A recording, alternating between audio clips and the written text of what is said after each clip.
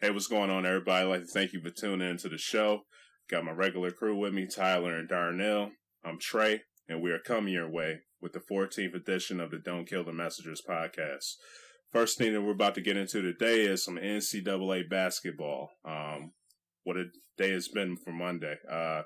First thing I got for you guys, just based upon the Syracuse versus UNC game and the Villanova versus Oklahoma game, was this the worst Final Four in history, just based on looking at those two games? Wasn't really that amusing to watch. But what are you guys' thoughts on that?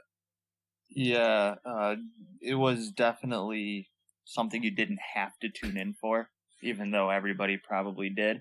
One reason I would say I don't think it's the worst Final Four ever is because we saw Villanova really show that they are going to be a force in the national championship game.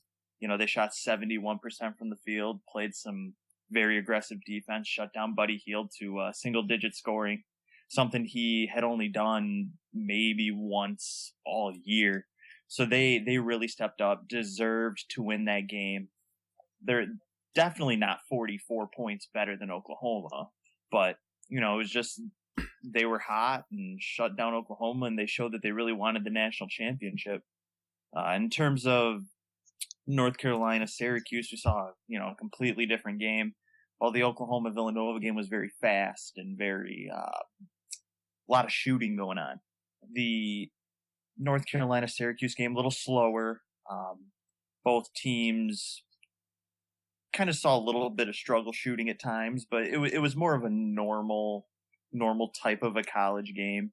But North Carolina was just clearly the team. Nothing really surprising in that game to me. I mean, I thought that game kind of fell the way I, kind of saw it happening and it kind of expected. Yeah, I mean, I would definitely say it was one of the more lackluster Final Fours ever.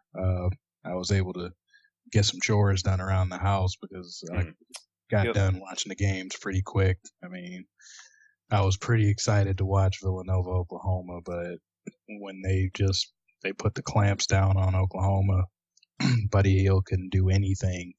And like Ty said, Villanova just showed that they were ready to kind of break the curse about themselves and show that they can win big games, and they did it in spades. UNC, Syracuse, it was just kind of that game where everybody kind of figured Syracuse was like playing on borrowed time. They had gotten much further than anybody expected them to as a 10 seed. So, I mean, no disrespect to them, but they just finally got a matchup where they were outgunned in every way, and they did keep it close, but for the first half. But basically, as soon as I saw UNC jump out to about a 7 or 9 point lead, you would, even though it wasn't out of hand yet, you just had that feeling like, well, I can go do something else. Yeah. Mm-hmm. Yeah, the one thing I kind of found fascinating was, the college game day was on a few hours before the game, and it seemed like all they were talking about was how much of a struggle it was to shoot in the NRG arena or the stadium, because it is a stadium, it's where the Texans play. So, hearing them saying teams are really going to struggle shooting, then Villanova takes the floor and shoots 71%. It was kind of. I don't know if it was if surprising is the right word, but it was kind of a shock. You're like, all they were talking about is how teams are going to struggle shooting, and they come out and just literally light it up, put the net on fire, shoot the lights out. They put that, I guess, myth straight to bed and turned the light out on it. Oh yeah. So for me, I think Villanova's performance, although it kind of diminished the Final Four, it kind of, made it not too much to be enjoyed. But I do think watching them play so well, so fundamentally sound, and just kind of dominate for 40 straight minutes, that was fun to watch. I agree. I think people did like seeing them come out of their shell and just be dominant. Just because we're like we've talked about for the last few shows when we talk about the tournament, just since the 90s when they had their title win, they've just been that team where they look good during the regular season and they lay an egg in the first or second round. So it was nice to see them just break out and just be elite.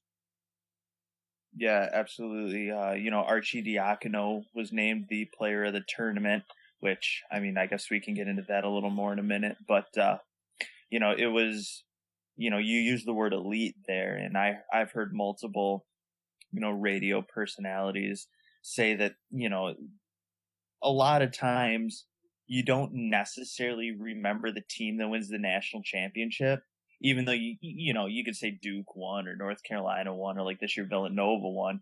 But a lot of people are going to say, they'll remember this team. They'll remember some of the moments that they had.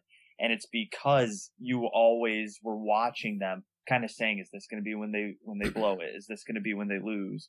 And you kind of were saying that since they kind of hit Iowa in the second round. They had a really tough road to even get to the Final Four, beating Iowa in the round of 32. And then, Miami in the Sweet 16, Kansas in the Elite Eight. Like, those are three really good wins. Mm-hmm. Yeah. Now, I was just wondering, because you guys didn't have Villanova going that far. Initially, what round did you have them losing in? First, was it at the second round or what? No, I had them losing in the Sweet 16 to Miami, Florida. Okay. Yeah, I think I had the same. Okay. So yeah, it was just amazing just to see, how that team could just do what they did, considering nobody really had them going that far. But just, what were you guys' thoughts on this final game?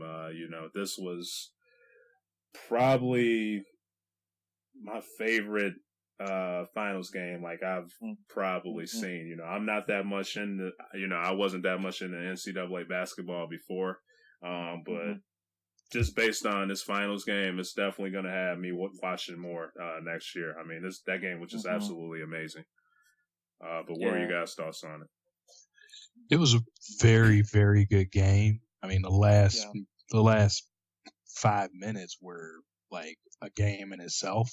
Yeah. It's like probably one of the best endings for a game I've ever seen. Yeah. I'm not quite now that I've had a couple days to relax from it. I don't know if I can call it the best one I've ever seen because I mean there's been some really good games. I mean we had Duke and Butler a couple years ago. Going back further, I'm older than you boys, so I mean I remember UNC Michigan, the timeout game with Chris Webber. Oh that game was crazy. Even though how old were we, Ty? That would have been what 94. 95 maybe? Here, let me look 94? It up real quick. Yeah. But yeah, go on, man. But I mean, just remembering some of those type of games, and also UCLA, Arkansas, another one when you guys would be in Pampers. But I mean, I just from my knowledge, I remember a lot of really good games that I just had to think about from my years, what I've seen, which ones I remember that were really good games to see. But I mean, this one is up there with it, if only because of the last couple minutes of the game. I mean, it was exciting to see. But I think I bring it down a couple notches just because it was kind of sloppiness on Villanova's part that let Carolina back in the game, and then it was sloppiness at the end of the game where Carolina couldn't just push past all the layups they missed. But I mean, how can you debate two game winners basically in the last 5-10 seconds? Yeah. Just real quick, Ty, we weren't even born yet, man. We were in our mom's womb, so that was 93. Yeah. That's what I was thinking. April 5th, 1993. So Yeah, I'll kind of jump off of Darnell's idea there. When we talk about the NCAA tournament, it's not necessarily about, the championship game or anything like that. It's just about what like iconic moments happened throughout the entire tournament. So I think we were lucky to get 2 moments in the span of, like Darnell said, 10 seconds. Yeah. You know, we had the Marcus Page, you know, double clutch shot from deep. That was a prayer and it went in.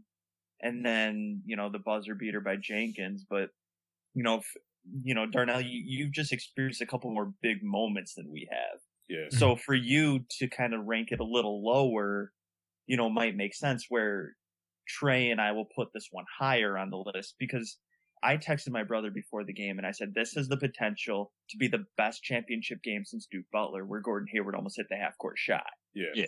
You know, I just, you know, I guess my analysis of the game was, you know, North Carolina lit it up in the first half, which gave them the halftime lead. I think that buzzer beater going into the half by Villanova was huge. I was a little, you know, skeptical of that moment, because especially in a championship game, you always kind of, when a team gets a really easy bucket or there's a big mistake, you know, you kind of say, will this moment come back and hurt the other team? Even though they hit that 2-point buzzer to go into the half, Villanova did, you know, hitting that 3 at the end still would have given them 1 point, the 1 point win. So, you know, I kind of look at that and kind of say, all right, we had a very competitive game. It was back and forth.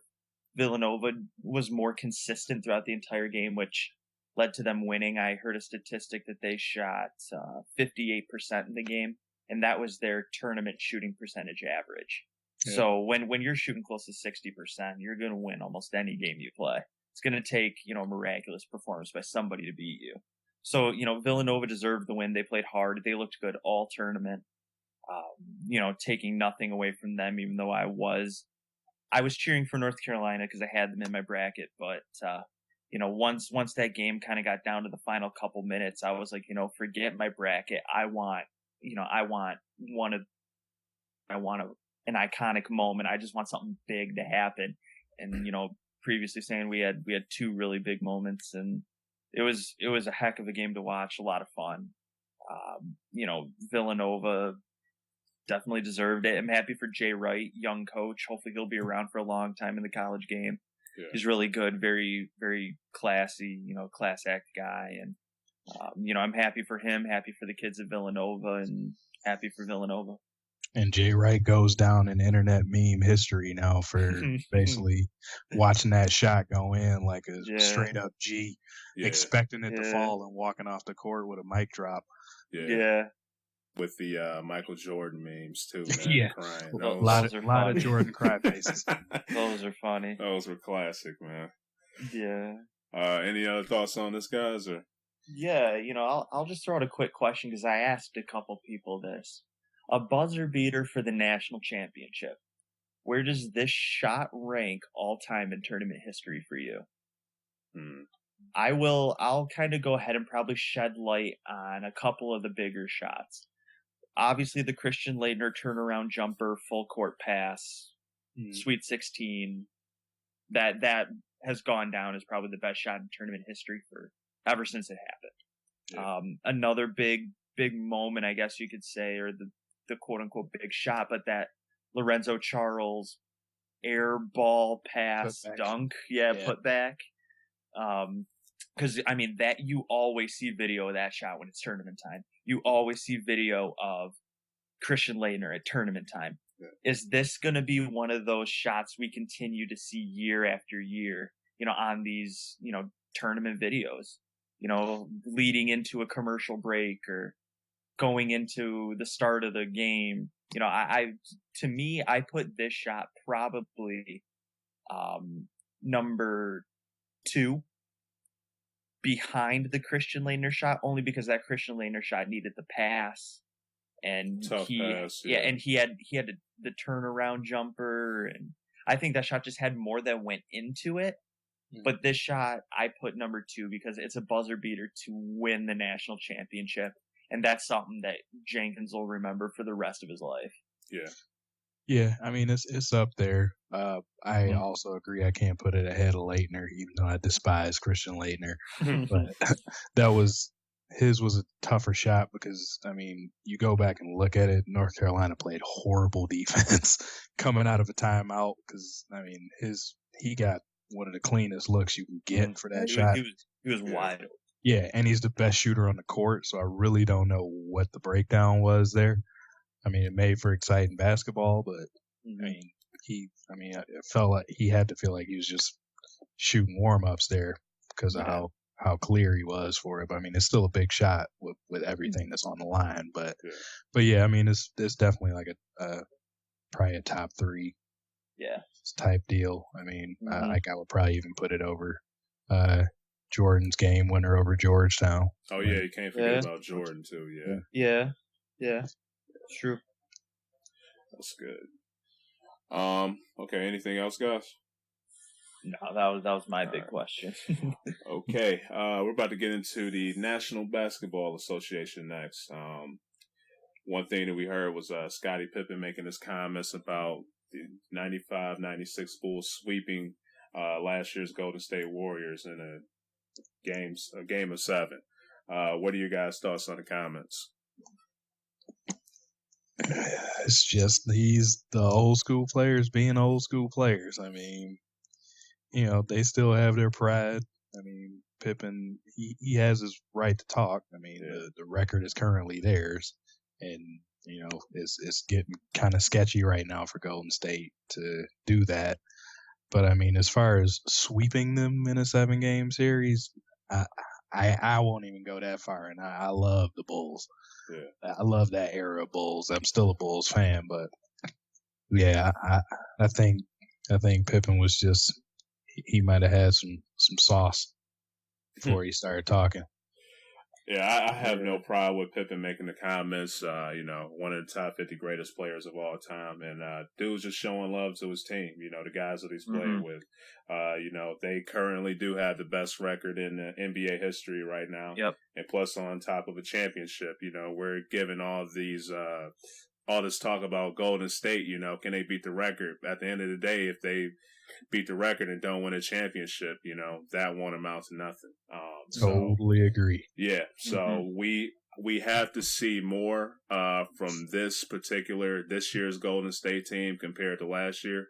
You know, yes, it's awesome that they're going for the record, but at the end of the day, you want to raise that championship up at the end of the season, just like everybody else. So that would be a huge disappointment if they don't get it.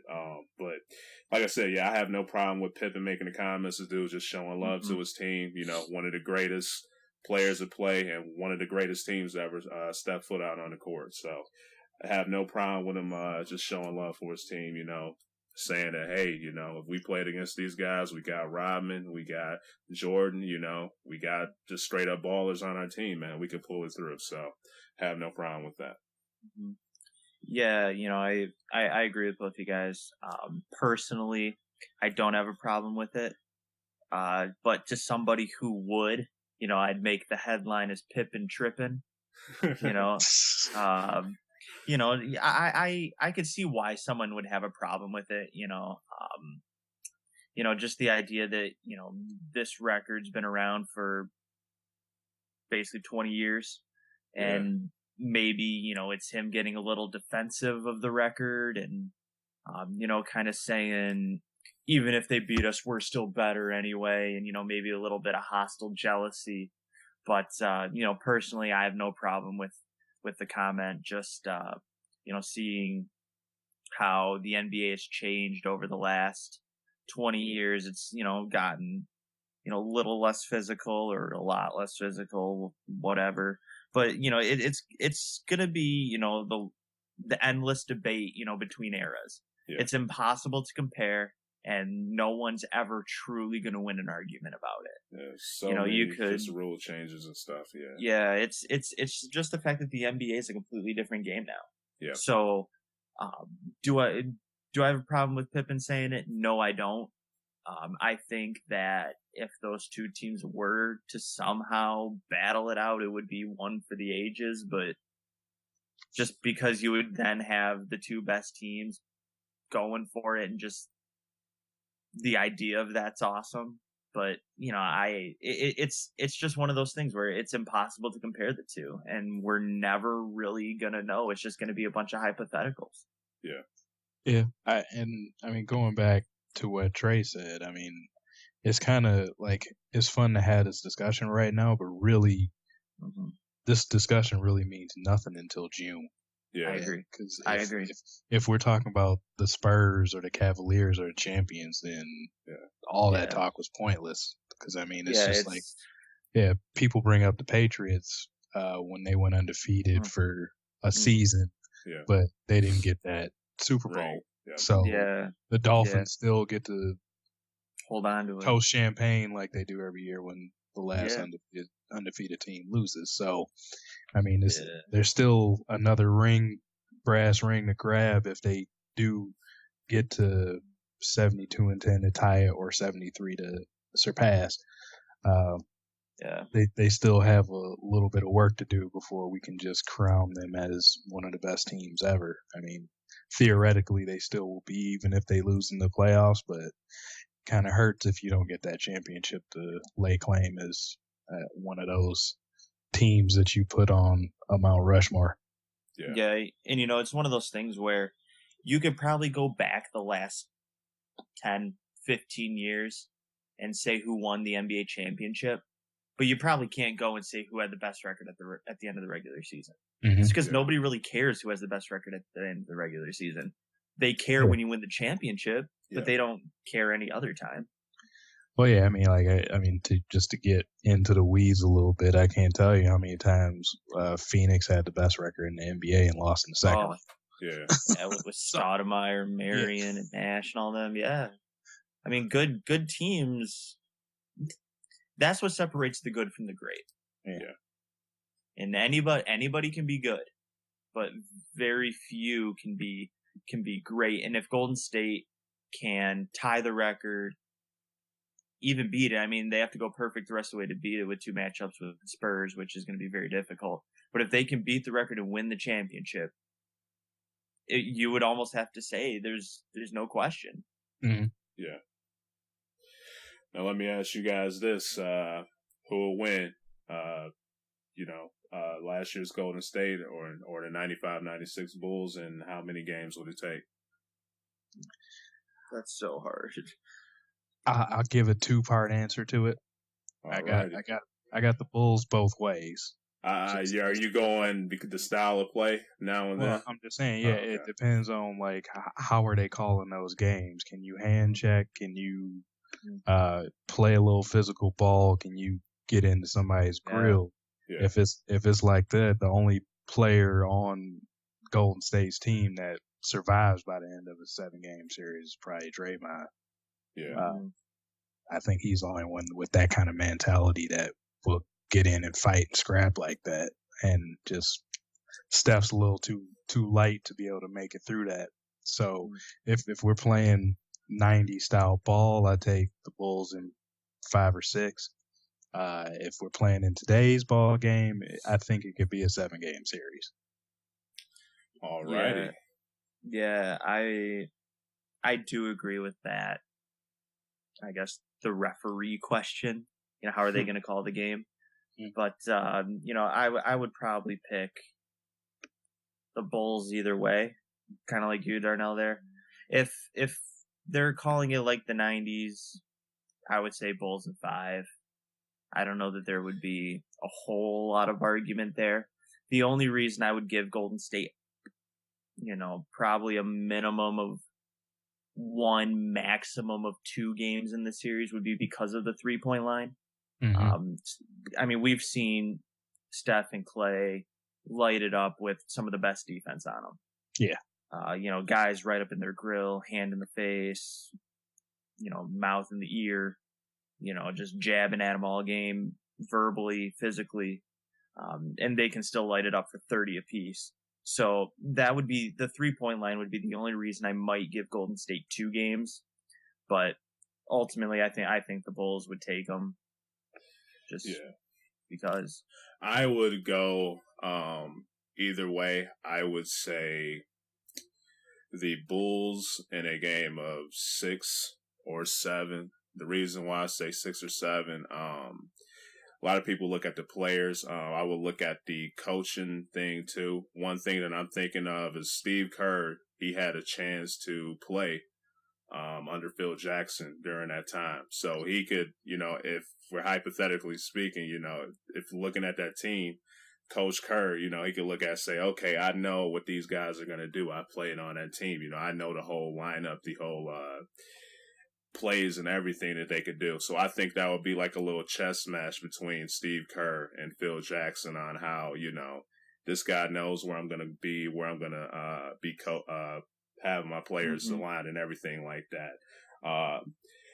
I would just pick the Bulls too. I think they're just more mentally tougher. The reason being, I think the Golden State Warriors should have easily gotten this record. The reason being, they lost to the Lakers, lost to the Milwaukee Bucks, lost to the Denver Nuggets. If you were to put the Bulls against those teams, T-Wolves, T-Wolves, these are just teams, like, if you were to just look at, you would have been like, okay, Golden State got this in the bag, and they just lost to teams that just had almost lost to the 76ers too, that one game earlier this year. It's kind of like, were you guys just mentally on vacation, where you're not just handling your business? Like, how do you let this happen against some of the just worst teams in the league? The Bulls, I think, every team that year that the Bulls played, they were over 500. So it's kind of just like, mentally, there's some games, everybody's talking about, will they get the number 9 or number 10? Will they be 72 wins, 73 or whatever? But, you look at some of the games that they played this year, who they lost to, is kind of like, we shouldn't have even had this discussion. You guys lost some games that were just like, really? I love the Lakers, man, but I gotta admit, when they were playing that Sunday, I was like, I'm not about to watch this, man. I turned it on. I was like, what? They're about to win this game? I was like, okay, Kobe, hey, go out swinging, man. So, that was a pleasure to watch. But, to lose games to teams just that are not that good, that are still developing and trying to bring talent to their team for years to come, that just kind of speaks volumes. Are they mentally there, or, like, what caused them to lose those games? Because anybody looking, they would have been like, okay, Golden State has this in the bag. But, they had a great season. Not taking anything away from them at all. But, some of the losses that they had this year, I just got to, question, what was the reason behind why did you lose this game? Yeah, I completely agree with that. I'm looking at them saying, well, fatigue shouldn't be an issue. Their 2 best players aren't even in the top 20 minutes played. Yeah. I mean, they're rested, they're healthy as far as anybody knows. And you simply just can't drop a game to Minnesota, especially at home, where, they're going to overtime, given 5 extra minutes to do it, and they still can. I mean, the Timberwolves loss is definitely one where I'm shaking my head, kind of saying what happened. I remember I got on Twitter and, had that laughing, crying face going. It's like, you have basically every chance in the world to do it. Like, they could have afforded 2 losses to the Spurs, but now they can't. Yeah. And I told myself, if they can afford both losses to the Spurs, there's no question they have it. Yeah. And then they went and lost to Boston, which I'm like, okay, Boston's a good team. Isaiah Thomas can light it up. Surprising a lot of people this year. I did not have them being as good as they were. Yeah, I was like, Isaiah Thomas can light it up and put up 30 just about any night. And, they're a little more well-rounded than people think. And I'm like, okay, whatever, Boston, they've played them well this year, okay. But then they lost to Minnesota, and I'm like, you're kidding. And I can't say I've written them off for the record, but like you said, it just kind of makes me wonder, are they thinking too much about 73? Are they are they maybe just not thinking enough and just thinking, let's just win the championship? I mean, I don't know. Yeah. Just a little correction real quick. The Bulls, they did lose to the Denver Nuggets. They were not over 500. They were 35 and 47. But, and I think Toronto as well, because they were an expansion team that year. So either way, those teams weren't as bad as the Lakers, and Toronto might have been. Possibly, yeah, but still. But it's.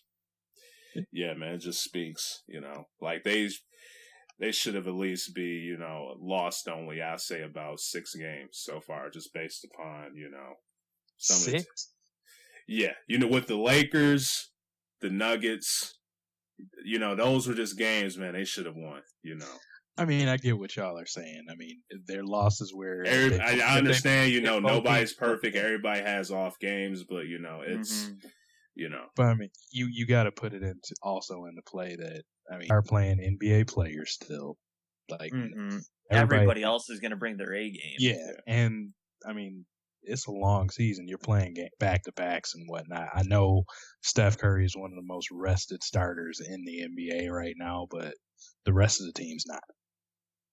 And I mean, it's just some of those games are going to wear and tear and also the style of game that they play. They are dependent on shooting, and they're not a very big, strong team. So they can probably wear down a little easier. I mean, your best player is 6'4" and probably not even 200 pounds. Yeah. So one thing I kind of thought about this year was, one issue I usually run into with teams like this is, everybody's a quote unquote fan. And when you get something like that, we saw with the Heat a couple years ago, they never truly have a road game. They have at least half of every crowd they play. So I'm looking at their 82-game schedule and saying, okay, do they even really have a true road game? Mm-hmm. I can't really look at this Golden State team and say they've played a true road game, because no matter where they're at, you see hundreds of Steph Curry jerseys. Yeah. Even courtside. So when they have half of every crowd, it's almost like they're playing a home game every time. Yeah. Which is kind of weird to think about. Man, yeah. So I'm not saying right now. Yeah. I mean, I'm not saying that's an excuse to win every game. But, I do feel like when you have the majority of any crowd on your side, you're going to perform just a little bit better. Yeah, I mean, but I think probably some of that went with the Bulls teams too. I believe it. Outside of maybe going to New York, yeah, maybe Indiana or something like that in those days, or Detroit here. Yeah. I mean, I can speak from my own history there. I went to some of those games, and I went there with my 23 on. So, I mean, you would. Yeah. I did it when the Pistons practiced at Open Christian. I wore a Jordan jersey, just so you guys know. Yeah. So I repped, but I mean, I'm pretty sure there was some of that too. When you're the greatest show going, there's going to be some of that. You go places, it's not going to be quite as hostile as it is for everybody else. Yeah, absolutely. For sure. Yeah, I'd agree. All right. Anything else on Bulls and Golden State, guys? No. All right, just in about an hour, Golden State play the Spurs, and they're going to play them again Sunday. Will the Spurs ruin their hopes for the record? What are you guys thinking? I think they play one at Oracle and one in San Antonio. Yeah. I think San Antonio is going to stay perfect at home. So I think they will ruin it. I just think that the Spurs really kind of flexed their muscles the last time they played Golden State and kind of gave it to them a little bit. But, Golden State's not going to go down without a fight. So I think we're going to get, a couple more good games, but I think San Antonio is going to keep their home winning streak alive and, ultimately ruin the party. Yeah, we got two heavyweight main events going on with these two games. But yeah, I expect them to split. So I think basically the best Golden State has to do is they tie the record. Yeah. So I don't see him getting 2 wins over San Antonio. I don't see San Antonio allowing them to beat them twice. Just so there's no mental edge or anything going into the playoffs when they meet. San Antonio's they're gonna bring their A game both times. I see Pop playing the full load both times. I don't see anybody resting. And you don't think so? Maybe if they win tonight, maybe he rests them in the second game. He gives Tim and company some rest, but not if Golden State wins, especially like if they spank them. Yeah. San Antonio is not gonna let that slide, I don't think. Yeah, this is what's, kind of makes me nervous to say anything about this, because I have this Golden State winning tonight. But I don't think Pop is the type of coach that cares much about okay, we went undefeated at home this year. I want my players rested for the championship. So the thing with me will be Sunday for sure, because I do see Pop. It's getting close to the end of the regular. Pretty much the end of the regular season. I could see him, pulling, hey, Tony, Tim, Manu, you guys sit out, get some rest. We got the playoffs we got to worry about. That's a whole nother beast. So.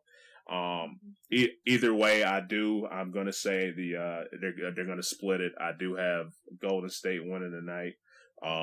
And I do have San Antonio winning, Sunday when they play. I think Papa some of those guys will want to play them, it'll be in their spirit. This will just be a good game for them to want to play and, see what they're all about. I view Golden State versus San Antonio as basically they're in the same conference, but that's basically going to be the finals for me. Whoever wins out of those two, I basically have them winning the championship this year. So it's going to be interesting to see, but I think they're going to split. I think Golden State's going to get 10 and tie it with the Bulls. So yeah, I'd agree there. All right. Now, what do you guys expect to see out of those two games for tonight and this Sunday? Yeah, I just think we're going to get basically what we always get with both teams. I don't think either is going to try to change anything up based on who they're playing, because both of them have been doing mighty well playing the same game consistently. So we're going to get just more tough, grinded out basketball from San Antonio, and Golden State they're going to chuck it up. Yeah. Yeah, we're going to see Golden State just like Darnell said, what they've done all year, shoot some threes, really work the ball around, and we're going to see San Antonio just play some good defense and work it inside and try and run the floor when they get the opportunity for a fast break. And I think San Antonio might kick it up a notch at home, especially on the defensive end of the floor. I mean, the last time they were there, they held Golden State to what seemed like 0 points for their season average or whatever it was. But, I just think that San Antonio kicks it up a little notch on defense when they're at home. They're not going to mess around there. I think they will, if they can stop Golden State from getting 72 and 10 or stop them from 73 and 9 at home, that would give them extra motivation to keep their home winning streak alive as well. So I think we'll see them kick it up a little extra notch at home. I even think if Golden State wins tonight, and then, or even if San Antonio wins tonight, I think they'll still try and protect their home court. I think Golden State would want a little bit of revenge on Sunday if they need it. Yeah. Because I don't think either team kind of wants to give way leading into the playoffs, giving a team, some sort of maybe a mental edge or anything like that. So I think we're going to see, both teams come strong, both games, just because they know that they're each other's road to the finals. Yeah. Now, let me ask you guys this, because you possibly think there might be a blowout tonight, because early this year when the Spurs played at Oracle, they lost 120 to 90. You think we could see that again, or you think it's just going to be full-out competitive the whole game? Yeah, I think it's always possible when you're playing Golden State, just based on the fact that they shoot the three so well. I mean, any team that shoots the three really well can rack up the points pretty quick. Yeah. But I don't know that that's what we're going to see. I think we're going to see San Antonio really try and lock down the perimeter. And I think that they'll be able to do it. I think they're going to ride the momentum of the last game as well. Try to stick with the same game plan. Try and run small again. Maybe start with Duncan on the bench and what was it, Diaw in the starting lineup? Yeah. I believe so. Yeah. Yeah, I couldn't remember if it was him or West, but I'm pretty sure it was Diaw. So I think we're going to see a very similar game plan from both teams. I think we're going to see a little more points this time than we saw last time. Teams closer to 100 points, maybe over. But I do think we're going to see a similar style game. We just might see a little more points. Yeah. Yeah, last time they played, Spurs won 87 to 79. So you think more points? Absolutely. Okay. I think Yeah. Golden State will get closer to 100 for sure. Okay. If not over.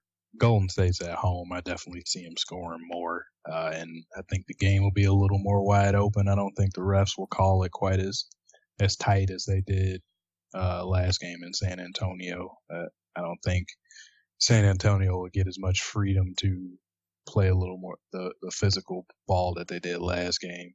Yeah. I think the refs will be a little more courteous to the home team to get them that space to shoot. Yeah. And again, too, I'm pretty sure Golden State's pretty pissed about that loss to Minnesota. So that was their last game. I think they're going to come out just ready to fire.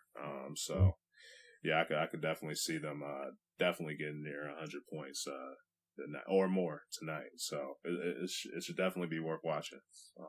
Yeah, for sure. All right, guys. Anything else on Golden State and Spurs? Just can't wait to watch. Yeah. All right, we had a very interesting just conversation last week just about trash talkers. It was just interesting how that just all came up and we was just texting each other about it. So last segment of the show is just going to be mostly just based on trash talking. Just who are some of your guys' favorite trash talkers? Just to begin it. I would probably go with Gary Payton and Michael Jordan. Gary Payton and Michael Jordan. All right. That's good. Tran, I'm going to give one that you really like a lot, Muhammad Ali. Oh, yeah. I love watching tape of him, just, know he's the best and, literally live it out in every possible way. I mean, I'm not usually one for people who are superly overconfident and cocky, but, I think,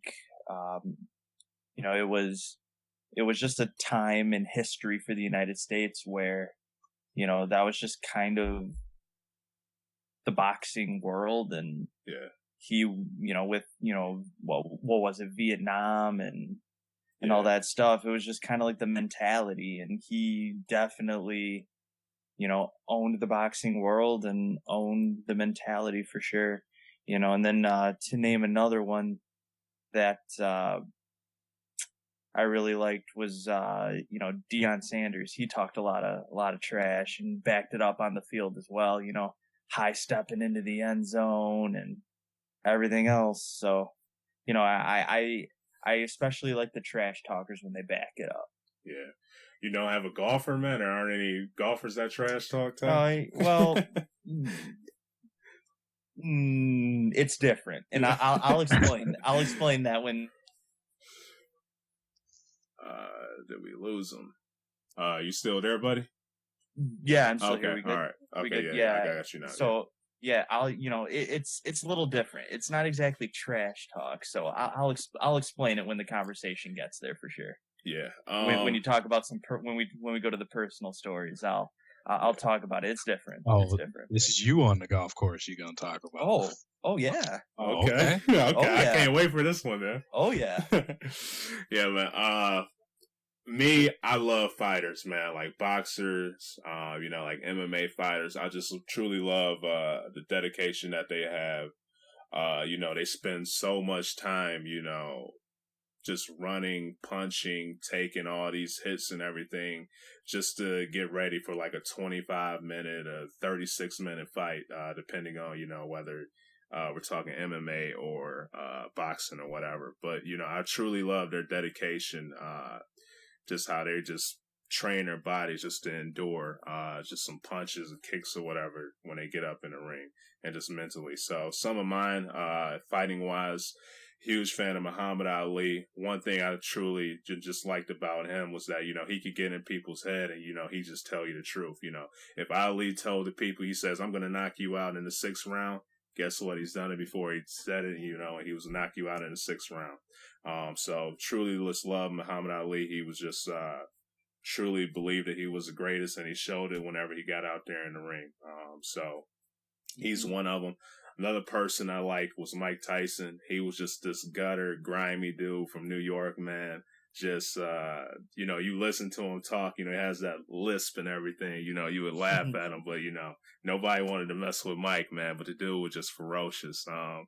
Just was not censored at all, man. He'd get on your face, when he told Lennox Lewis, that he wanted to eat his kids and things like that. I was just like, wow, this guy is just a freaking beast. So those two, fighting wise, and just other sports, huge fan of Deion Sanders. I love his antics on the field and his trash talking. He was just like a just funny guy to just follow. Another guy too, man. I'm from the Detroit area, man. I'm not a huge Pistons fan, but I love Rasheed Wallace, dude. When he was always just a joy, People always say his phrase now, ball don't lie. Whenever he got on the court, if he felt the referees did him dirty, he would tell them, hey, and get a technical, might even get ejected for it. So I liked as well. So I just, Yeah, another one, if I can throw it in real quick, but I don't know if either of you have seen the 30 for 30, the winning time about Reggie Miller and the Knicks. Oh yeah, Reggie Miller was a big trash talker. Yeah. He had a segment on that where he talked about it a little bit, and he said, he'd find any bit of information he could on you and just let you hear it. Yeah. And that's it's always good when it's, and there is a difference when trash talk can get over. I think your mic. I feel like, are we good? Okay, yeah, restart. Yes, just say it again what you were gonna say. I think your mic keeps going out. But. Yeah. There it gets, trash talking can get to a point where like it gets a little over the edge and it just doesn't become fun anymore, and it's like you can go too far and things like that. But, I feel like all the people we've mentioned, even though it was annoying and it was pestering, that's the point of it. Yeah. Being able to, jab at somebody, it's to get them off their game and you just capitalize on it. Yeah. And that's what it's all about. Yeah. And so much, and just in sports, we pay close attention just the physical part of it. Oh, this guy's strong. Oh, this guy can shoot, but just trash talk, the ability just to get into a person's head, talk smack about them. If they're not mentally there, they're not there at all, man. Absolutely. So, just to, talk about a person's game and, just to make that shot on them, but then just start talking about it, man. It really just showed their opponent, what they truly were made of. Could I endure this little trash talk, or, will this just get in my head and just ruin my game? So, so much just attention gets to the whole physical part of sports, but we can overlook the whole mental part sometimes. So, for sure. Yeah, you got to look at sports. I mean, a lot of it, especially once you get to the highest levels, it turns into more of a chess game because everybody's a super athlete that's coming from wherever they came from. But I mean, if you can break people down to where you win basically before you step on the court, it's like, I mean, a couple of the stories for one of my picks, like Jordan. I mean, I remember him playing. It was a story Steve Smith told. Former Spartan. when he played for the Hawks. They started the game, and he was like, Jordan, for some reason, started counting backwards, and he started at 40.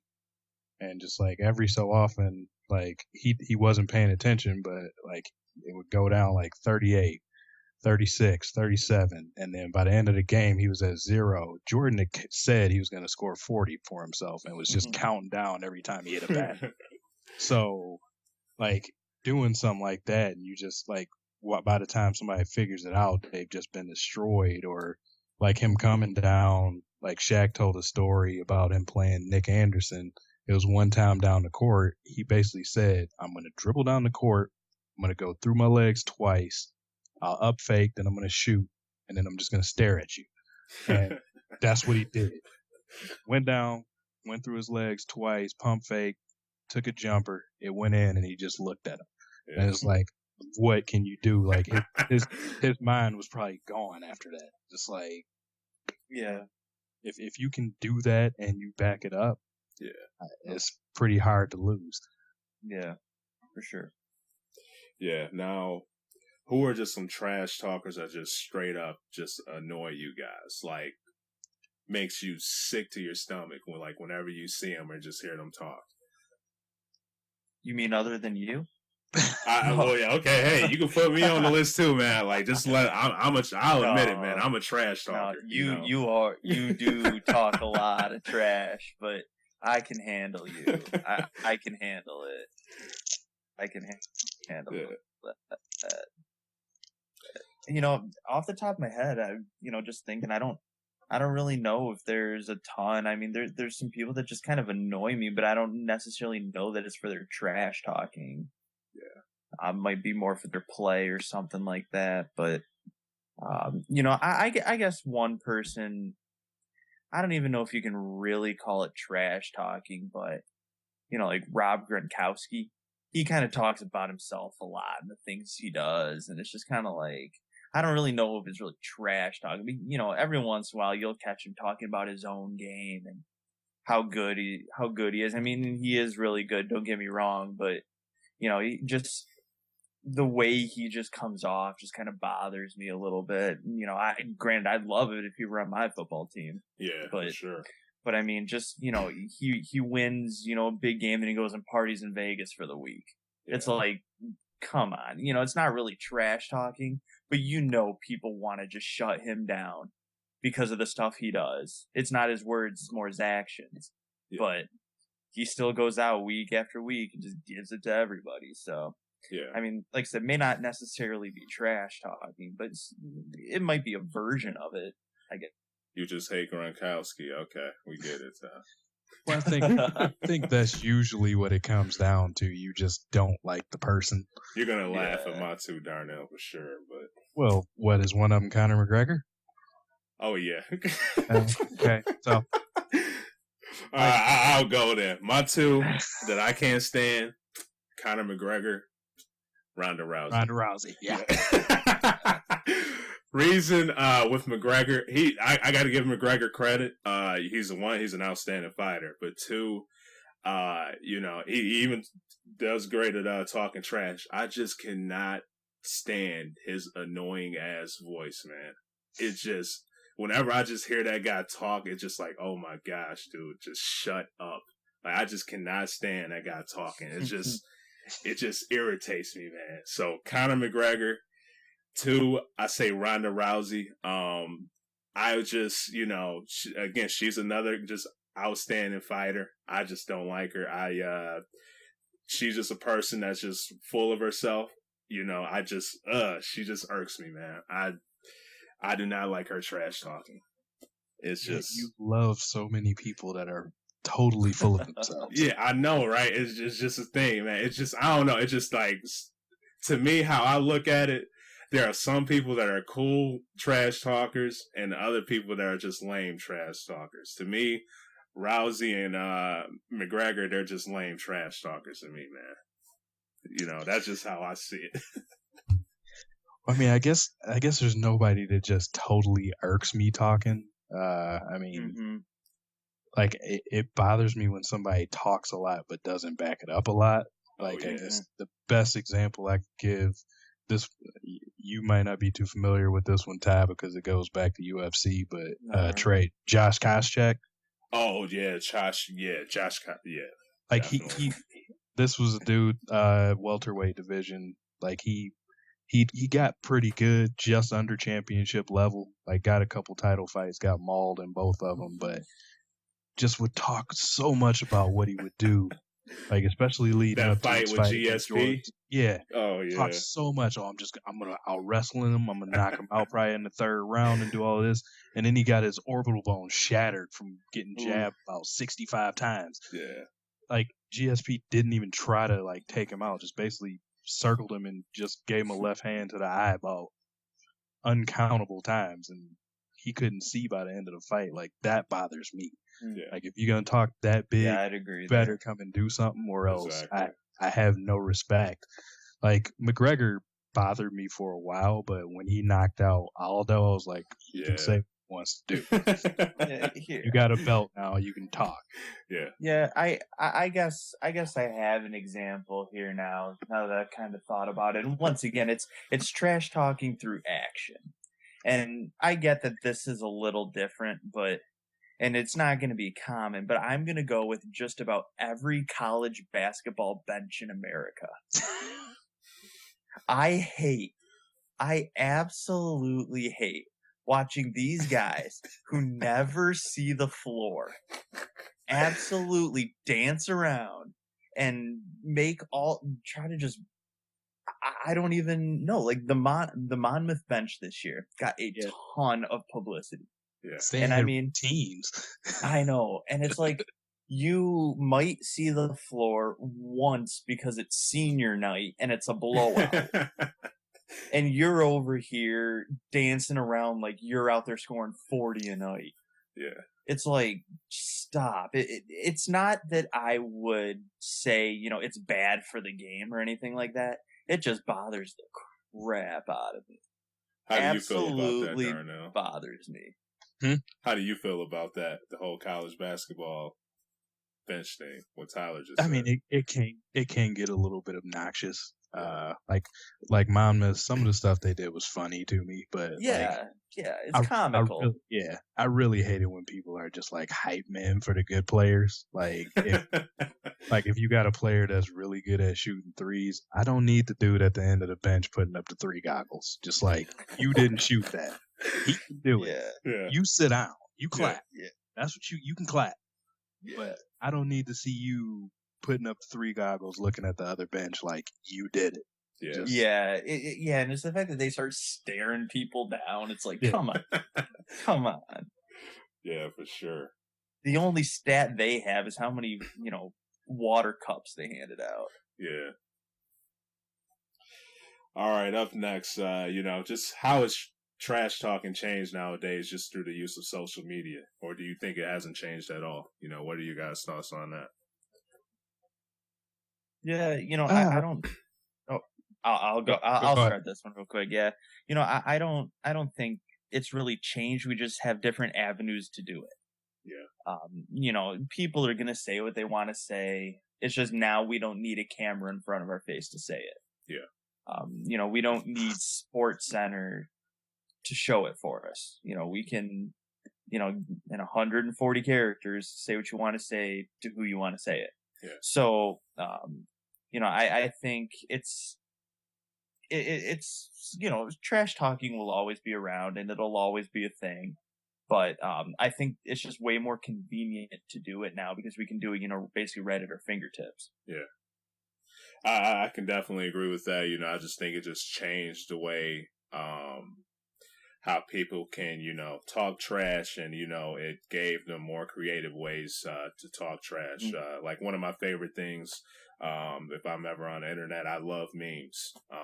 So yeah, they're good. I think they're just a great way to just talk trash and still get your point across. So yeah, absolutely. I agree with you with that on their whole thoughts, Ty. Yeah, I agree with that too. But speaking of that, just thinking about it, that did remind me of the one trash talker that annoys me, and I should have remembered because he's been all over the news for the last week. But Nick Young. You don't Nick Young, Swaggy P? Yes, he's the most. He might be the most annoying individual. So I like Swaggy P, man. But so Darnell, was your happy moment when he jacked up that 3 and turned around, started celebrating and ribbed out? I died laughing on that. Like, yeah, turn around, put his hands up. Oh yeah, I got this, and it's like, no, you don't. You're not that. You're not an elite player. Stop it. Oh man, yeah, that's a good one, P, though. man. But that's a good, yeah. He's quite the character, man. He's a character, but he needs to calm down. Yeah, for sure. What about you guys? Did you guys use it at all when you guys played? Darnell, you can go ahead because mine might take a second to explain. Nah, I was never much of a trash talker. Like, I mean, with friends when we're playing some 1-on-1 or whatever, yeah, I might do some talking or out on the playground. But in serious games, I was usually pretty quiet. Like, I got motivated by people talking to me, though. Like, I mean, I can remember my junior year district championship game. We played school where a former classmate had transferred there. And, you know, leading up to it, he's talking mad stuff just about what we're going to do. Because he was on the team and also somebody that used to go to our church. They were both there. So basically, you know, mad talk leading up to it about how we're just about to smash you guys and do this, that, and the other. I had to guard one of them the whole time. So kept him under his average for scoring. And I ended up hitting the game-winning shot. So is that tip in or whatever? Yeah. Okay. Yeah. So I just got to give the look at the bench, and one of them had fouled out. So I just got to look over at him and go. And you hit him with that Jordan shrug, man. No, I didn't shrug. but they got that stare to let them know that it was like it's over and y'all can shut up now. Yeah. For me, y'all know my story, man. My football team sucked, dude. So I don't have any like personal stories or, you know, that I use in the game because it was like hard for me to talk trash when I knew we were about to lose by like 50 points in a football game. So, but in practice, some of the guys that I was cool with, absolutely. Cause you know, I played, D-line, my freshman year, all throughout the time, my time in high school, I played D-line, but particularly my freshman year, my buddy, one of my buddies in high school, he played tackle. So we were pretty much just going against each other every day in practice. So, you know, I would blow past him, get to the quarterback or whatever, you know, we would just start jawing off at each other and stuff like that. So I would always do it. You guys know me. I talk trash to you guys 24/7 whenever we talk. So, that's just me. So, definitely in practice, but you know, not really, in a game. Cause I knew we were about to lose before we even started playing. So it wasn't really any point. So go ahead, Ty, give us your story, man. Well, it's a little bit of a constant thing, and I'll admit it, you know, golf is a game played between the ears. You know, it's very mental, all in your head. You know, you can do as much physical preparation as you want to do. At the end of the day, if you can't get out of your own way in your head, you're not going to play well. It's impossible. Yeah. So one of my favorite things to do is state the obvious. I'd be like, hey, you know, there's water to the right. Don't hit it over there. You know, you know, there's, you know, big bunker left. You know, that's death. You don't want to hit it into there. And I can't tell you how many times I've heard myself, other people just state the obvious, and the person does exactly what you just told them not to do, because it's in their mind when they're standing over the ball. They're just thinking, man, I don't want to hit it there. And they either hit a terrible shot that puts them way out of position, or they put in the water. And, you know, then you just kind of laugh and, you know, you just gained a couple strokes on them, as long as you don't do the same dumb thing. Yeah. You just a putt to make a good score on the hole, and you know, you're walking past him going to your ball, and, you know, you just let him know, you know, it's a big putt, you know, and he's the whole time he's over just thinking, oh, gotta make it. And I'll even admit I've fallen victim to it. I've put one in the water, and I've missed a big putt, and it's just all mental. It's just about winning the mental side of the game, and if you can just have somebody screw it up for themselves, then you're only doing that much better for yourself. It's always a little more blatant with those, and the guys are comfortable around, but there can definitely be trash talk in golf. When you see the PGA Tour, there might be a little more, in a news conference or somebody says they're going to go out and beat this guy, or they're going to go out and win the tournament. Like when Tiger Woods was the best, he said he was the best and he knew it. Yeah. But, the one thing about, golf, there's a lot of respect in the game and things like that. So trash talking is not necessarily a normal thing, but at the lower levels, you see it. It's there.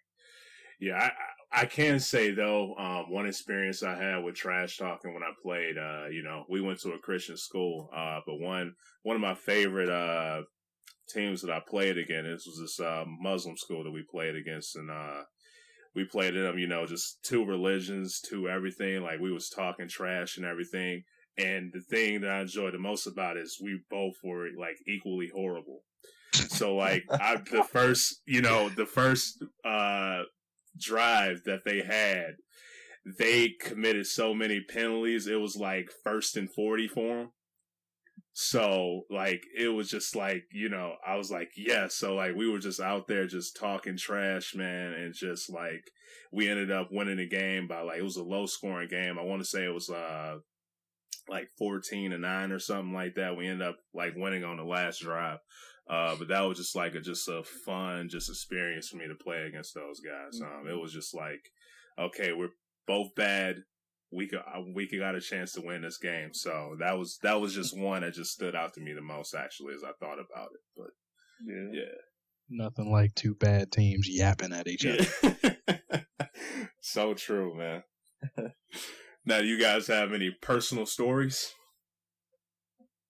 I think I just kind of gave mine. I guess I Okay. gave it a little too early, but just once again, just stating the obvious, letting somebody know how big of a hit it is or how big of a putt it is, and don't put it in the water. And you'd be surprised how many times something like that. Yeah, not too much outside of what I said there. Yeah. In real meaningful games, I usually kept my mouth shut. Yeah, the same here, man. But gotta love just trash talking, man. Just brings so much, It can either bring the best out of you or it could bring the worst out of you. So it's That's true. definitely. You guys have any closing comments?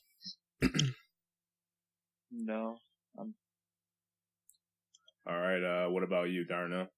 I haven't promoted it in a while, but follow the Twitter feed for us, DKM_cast.